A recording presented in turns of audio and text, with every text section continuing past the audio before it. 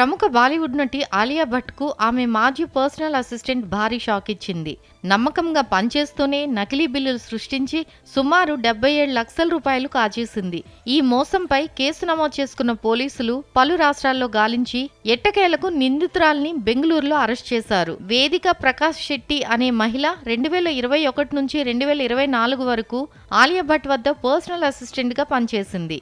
ఈ సమయంలో ఆలియా వ్యక్తిగత ఖాతాలతో పాటు ఆమె నిర్మాణ సంస్థ ఎటర్నల్ సన్షైన్ ప్రొడక్షన్ ఆర్థిక వ్యవహారాలను కూడా చూసుకునేది. 2022 మే నుంచి 2024 ఆగస్టు మధ్యకాలంలో వేదిక నకిలీ బిల్లులతో 76.9 లక్షల రూపాయలను పక్కదారి పట్టించినట్లు పోలీసులు గుర్తించారు. ప్రయాణాలు, మీటింగ్లు, ఇతర ఖర్చుల పేరుతో వేదిక నకిలీ బిల్లులను తయారు చేసి వాటిపై ఆలియా సంతకాలు తీసుకునేది. ఆ బిల్లులు అచ్చం అసలు వాటిలా కనిపించేందుకు ప్రొఫెషనల్ టూల్స్ వాడినట్లు విచారణలో తేలింది. ఆమోదం పొందిన తర్వాత ఆ డబ్బును తన స్నేహితురాలి ఖాతాకు బదిలీ చేయించి అక్కడి నుంచి తిరిగి తన ఖాతాలోకి మళ్లించుకునేదని పోలీసులు తెలిపారు. ఈ ఆర్థిక అవకతవకలను గుర్తించిన ఆలియా తల్లి, నటి, దర్శకురాలు సోనీ రజ్దాన్ ఈ ఏడాది జనవరి 23న జుహూ పోలీసులకు ఫిర్యాదు చేశారు. పోలీసులు చీటింగ్, నమ్మకద్రోహం సెక్షన్ల కింద కేసు నమోదు చేసి దర్యాప్తు చేపట్టారు. పోలీసుల గాలింపు మొదలవడంతో వేదిక పరారైంది. రాజస్థాన్, కర్ణాటక, పూణే వంటి ప్రాంతాల్లో తలదాచుకుంది.